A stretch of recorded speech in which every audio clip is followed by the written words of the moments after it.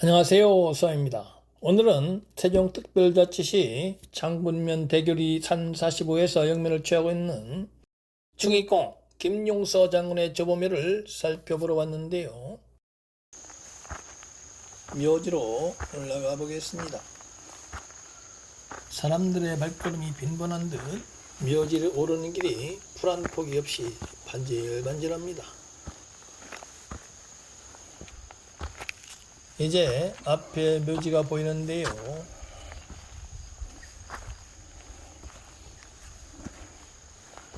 하단에 사각으로 기단석을 넣고 그 위에 성분하여 봉분을 조성한 묘입니다. 묘지 앞에 상석과 향루석이 놓여 있지만 비석이 없습니다.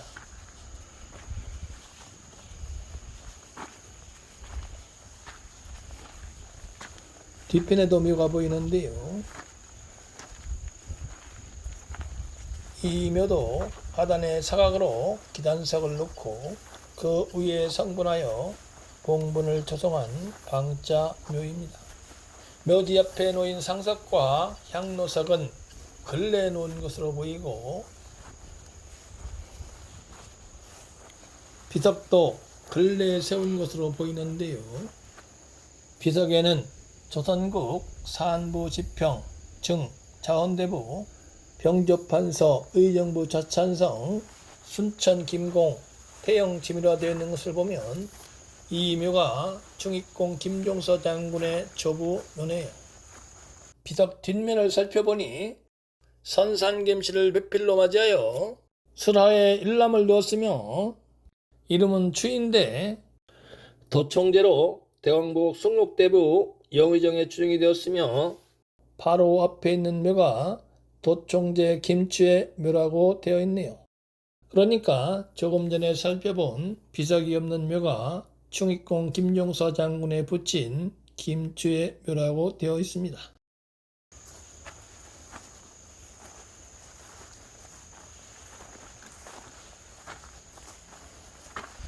이제 밑으로 휩쓰는 산줄기를 살펴보기 위해서 뒤쪽 산으로 약 100m 정도 올라왔는데요. 저 위쪽에서 경사를 이루면서 뻗어내린 산줄기가 이곳부터는 완경사를 이루는데요. 마사토질이라서 그런지 빗물에 씻기고 상처를 입은 형상도 보이고 이리저리 용머리를 내두르면서 지척에서 몇 번이나 방향을 전환하는 형상입니다. 그리고 산줄기 등성이 부분이 그렇게 넓지 않습니다. 즉 혈이 맺힐 수 있는 영향을 내포하고 있다고 보기에는 이곳에 나타나는 산줄기 등성이 부분이 너무나 빈약합니다.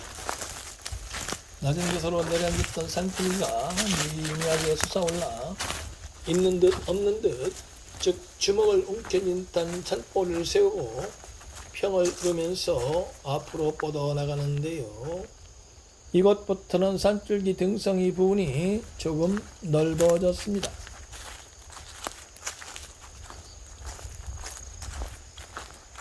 그리고 묘지 바로 뒤편에서 약간 좁아질 듯한 형상, 즉 절인처 형상이 있고 묘지는 높은 곳에 올라앉아 있습니다. 그리고 앞에 있는 아들 김추의 묘는 약간 낮습니다. 이런 형상을 가만히 있을 때 중익공 김종서 장군의 조부 김태영의 묘는 나지막한 산보리 꼭대기에 자리 잡고 있다고 할 수 있습니다. 그리고 묘지 뒤쪽에서 봤을 때 봉분 좌측과 우측이 약간 넓어 보이긴 합니다만 그렇다고 하더라도 혈이 맺혔을 때 형성되는 혈장으로 보기에는 부족해 보입니다. 그리고 묘지 앞을 살펴보면 좌측 앞으로 뻗어 내리는 산줄기도 있고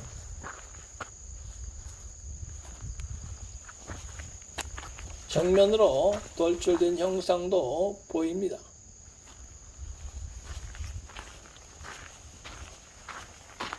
그리고 묘지 우측으로 갈라진 산줄기가 뻗어내리는 형상도 보입니다. 즉 이와 같이 갈라진 산줄기가 묘지 앞으로 뻗어내리는 형상입니다. 이 형상이 꼭 가재를 닮은 듯합니다. 제가 지난 영상에서 자주 말씀을 드렸다시피 높은 산봉우리든 낮은 산봉우리든 산봉우리를 세우면 이 산봉우리를 지탱하기 위해서 반드시 좌측이나 우측 그리고 앞으로 가느다란 산줄기를 뻗어내리기 마련입니다.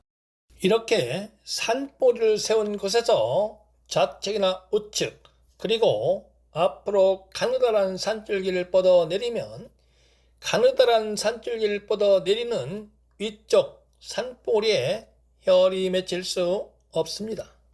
그러므로 비룡입산 돌철을 선호하시는 분들은 산봉우리를 세운 곳에서 갈라지는 가느다란 산줄기가 있는지 여부를 살펴서 갈라지는 산줄기가 있다면 돌처에 혈이 맺힌 것이 아니므로 이 점 각별히 유념하셔야 합니다. 또한 수세를 살펴보면 묘지로 뻗어내리는 산줄기 좌측과 우측에서 흘러나온 물이 율곡천으로 흘러든 후 앞으로 쭉 빠져나가는 즉 순수의 수세를 이루고 있으므로 산줄기를 통해서 유통되는 생기가 앞으로 빠져나가는 물을 따라서 설기가 될 수밖에 없는 형상입니다. 또한 앞이 열려 있으므로 율곡천을 따라서 낮은 곳에서 불어오는 골바람이 묘지가 자리 잡고 있는 곳을 타격할 수 있는 형상이므로 산줄기를 통해서 유통되는 생기가 흩어질 수밖에 없습니다. 그리고 묘지 옆으로 뻗어내린 산줄기 끝자락 낮은 곳에 이와 같이 넓은 땅이 존재한다는 것은 위쪽 높은 곳에 자리 잡고 있는 묘지에 혈이 맺힐 수 없다는 것을 증명해 주기도 합니다. 또한 묘지의 좌양은 간좌 곤양을 놓은 것으로 보이는데요. 앞에 올린 승선군묘 영상에서 인정한 묘지의 좌와 산봉우리의 상관관계를 성수오행으로 격침을 해서 육친법으로 기림을 논한다고 말씀을 드렸는데요. 묘지의 좌양은 간자 곤양이므로 성수오행으로 목에 해당하고 묘지에서 보이는 가장 특출한 산봉우리는 좌측 앞에 보이는 금성체 산봉우리와 수구 좌측 앞에 나를 찌르듯이 치고 들어오는 저 산봉우리라고 할 수가 있는데요. 좌측 앞에 보이는 금성체 산봉우리는 성수오행으로 정방에 기봉한 산봉우리이므로 화에 속하고 수구 좌측변에 기봉한 산봉우리는 성수오행으로 오방에 기봉한 산봉우리이므로 역시 화에 속합니다.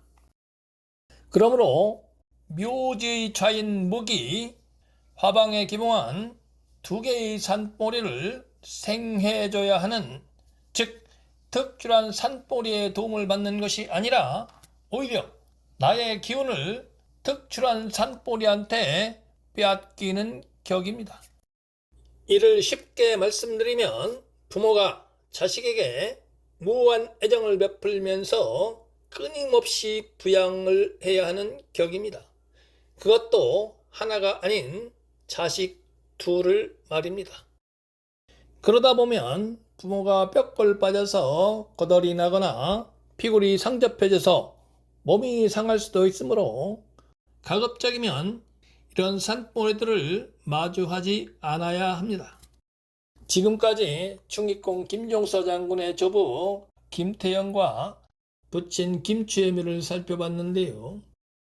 첫째, 묘지로 휩쓰는 산줄기가 너무 나약하고 둘째, 묘지가 자리 잡고 있는 당판이 혈장으로서 부족하며 셋째, 세 갈래로 갈라진 산줄기가 묘지 옆으로 뻗어내리므로 묘지 부분에서 산줄기가 끝났다고 보기 어렵고 넷째, 앞이 열려있는 순수의 수세를 이루고 있어 생기가 앞으로 쭉 빠져나가는 물을 따라서 설기가 될 수밖에 없으며 다섯째, 역시 앞이 열려 있어서 낮은 곳에서 개천을 따라 불어도는 골바람의 영향을 받아 생기가 흩어질 수밖에 없고, 여섯째, 묘지 밑으로 뻗어내린 산줄기 끝자락에 너무나 넓은 땅이 형성되어 있는 점 등 혈이 맺힌 명당으로 보기에는 결점이 차고 넘칩니다.